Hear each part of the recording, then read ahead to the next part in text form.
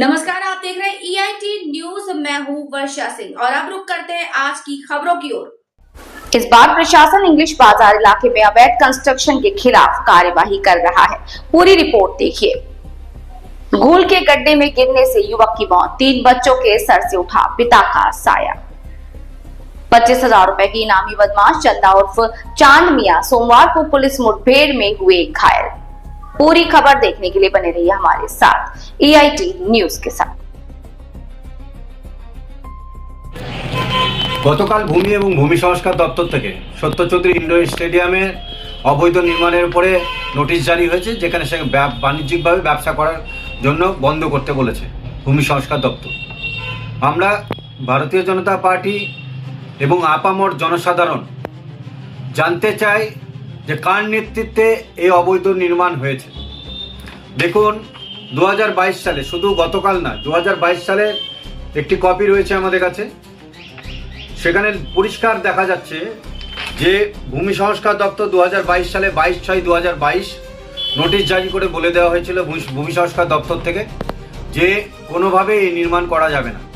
কিন্তু পুলিশ প্রশাসন তথা ভূমি সংস্কার দপ্তরকে, সংবিধানকে বুড়ো আঙুল দেখিয়ে সেখানকার DSS সেক্রেটারি তথা পৌরসভার চেয়ারম্যান কৃষ্ণেন্দু নারায়ণ চৌধুরী বলপূর্বক মমতা ব্যানার্জির ভয় দেখিয়ে বিল্ডিং কিন্তু নির্মাণ করেছে। শুধু বিল্ডিং নির্মাণে তিনি থেমে থাকেননি, তিনি তার সাথে যে তোলাবাজ, সুদখোর, সন্ত্রাস যারা করে গোটা মালদায়, সেই সাকরেতদের ওই বিল্ডিং বিক্রি করেছে এবং বিল্ডিং অবৈধভাবে তারা করেছে।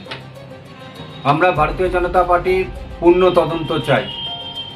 যদি এই বিল্ডিং বেআইনি থাকে, বুলডোজার চালিয়ে বিল্ডিং ভেঙে দেওয়ার কথা আমরা বলছি, আর্জি রাখছি প্রশাসনের কাছে। এবং যার নেতৃত্বে এটা হয়েছে আমরা চাই তিনি যাতে জেলের মধ্যে থাকেন, কারণ সংবিধান মানবেন না, নিজে সর্বদা দাদাগিরি করবেন, সাধারণ মানুষের উপর চড়াও হবেন, এটা কিন্তু সাধারণ মানুষ সহ্য করবে না। পরিবর্তন হয়ে গেছে। পরিবর্তন এই জন্যই হয়েছে যে সুশাসনের জন্য কিন্তু পরিবর্তন হয়েছে। এই যারা দুঃশাসনরা বসে আছে এখনো চেয়ারে, আমরা চাই নিশ্চিতভাবে এদের পদত্যাগ চাই, কারণ গোটা মালদা জেলা জুড়ে প্রচুর এভিডেন্স জমা পড়েছে। রিনার নেতৃত্বে যতগুলো সাকরেত আছে, তোলাবাজ, সুদের ব্যবসা করছে, যে বিহারি ভাইয়ার মালিক, গোটা মালদা জেলা জুড়ে সন্ত্রাস করছে, সুদের ব্যবসা করছে। 100 FIR জমা পড়েছে থানাতে লিখিত, এবং বহাল তবিয়তে এখনো ঘুরে বেড়াচ্ছে। আমরা ভারতীয় জনতা পার্টি কিন্তু এটা মেনে নেব না। আমরা আর্জি করছি পুলিশ প্রশাসনের কাছে, যাদের বিরুদ্ধে FIR হয়েছে তদন্ত হোক, যদি দোষী তাদের প্রমাণ হয় তাহলে একটাও যাতে বাইরে না থাকে, জেলের মধ্যে যাতে ভরা হয়।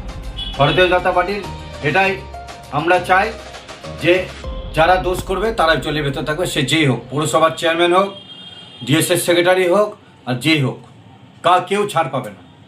বিশ্বজিৎ রায়, দক্ষিণ সাংগঠনিক জেলার সাধারণ সম্পাদক, বিজেপি। কতজন দোকানদার রয়েছে এখানে? এখানে দোকান রয়েছে মোট 11 জন। আমরা বিল্ডিংটা লিজ নিয়েছিলাম DSS এর কাছ থেকে। এই নোটিশ দিয়েছে, কি নোটিশ দিয়েছে আপনাদেরকে? নোটিশ দিয়েছে বলে বলছে আনলিগাল বিল্ডিং। তো বললাম সেটা তো আমরা বলতে পারবো না, সেটা যার কাছ থেকে নিয়েছি বা যারা বানিয়েছে তাদের কাছে জিজ্ঞাসা করি।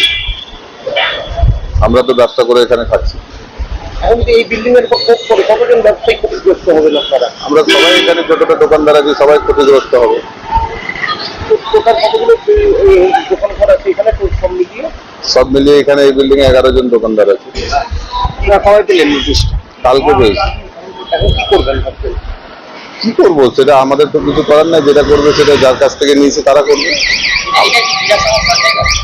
আমরা তো তাই জানতাম, আমরা তাই জেনে নিয়েছি। আমাদের কাছে তো ডিড আছে, আমাদেরকে যে থেকে দিয়েছে সেটা ডিড আছে।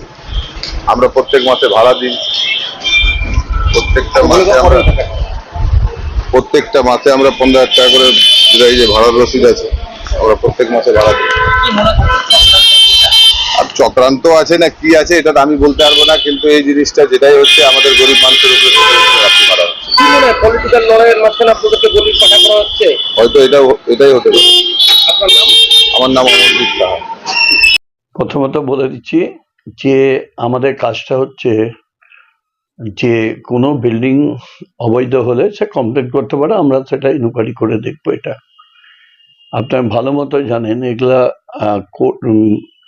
হাইকোর্ট, সুপ্রিম কোর্ট পর্যন্ত কেস গিয়েছে। যেটা সিভিল ম্যাটার ওটাকে ক্রিমিনাল ম্যাটার করে দিচ্ছে, সেগুলো স্টপ হয়ে গেছে। আমাদের কাজটা কি?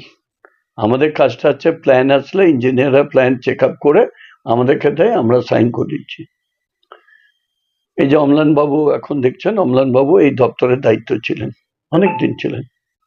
তিনি সিআইসি পিডব্লিউডি ছিলেন, উনিও এগুলা দেখেছেন। আমাদের কাছে অভিযোগ আসলেই অ্যাকশন হবে। আর যেটা ডিএস এর দেখছে ওটা ভুল বলছে। জমিটা লিজ আছে ডিএস এর নামে সিন্স লং টাইম।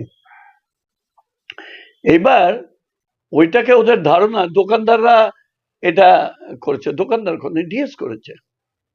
কারণ আপনি ভালো মতো জানেন এখানে যখন ওই কোর্টটা চলে আসে তখন হাইকোর্টের যিনি ইনচার্জ ছিলেন তিনি নিজে এসছেন তদারকি করতে, তখন বলছেন এসবগুলো খালি করতে হবে। কোর্টের ভিতরে অনেক গাছপালা বিক্রি হতো, সেগুলা খালি করছে, সবজিগুলো বিক্রি হতো, অনেক লয়ার বসতো, অনেক মোড়ার বসতো, আপনারা সব খালি করতে বলেছে। তাদেরকে উঠিয়ে ওখানে, না হলে ডিএম অ্যাকুজ হচ্ছিল, এসপি অ্যাকুজ হচ্ছিল, আর পুরসভার চেয়ারম্যানও অ্যাকুজ হচ্ছিল। তখন আমরা বললাম এইটা ডিএস এর জায়গা আছে, এখানে আমরা করে দিই। আমরা ওখানে বসিয়েছি, ফুলের দোকান করে দিয়েছে, কোর্টের মধ্যে ছিল, জাজ কোর্টে, এটা আপনারাও দেখেছেন। সবাই ওখান থেকে ফুল নিত, এখন ওখানে সরিয়ে দিচ্ছে। ফলে আমার জ্ঞানও তো অন্যায় দেখলে সেটা যারই হোক আমি প্রতিবাদ করি। আমরা ডিএস এর কাছ থেকেই নিয়েছি এবং প্রতি মাসে 1000 টাকা ভাড়া দিই।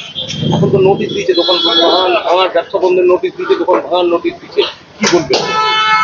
আমরা গরিব মানুষ, খেটে খাওয়ার লোক, আমরা ডিএস এর থেকে কর্ম করার জন্য নিয়েছিলাম, মানে করে খাবো তার জন্য।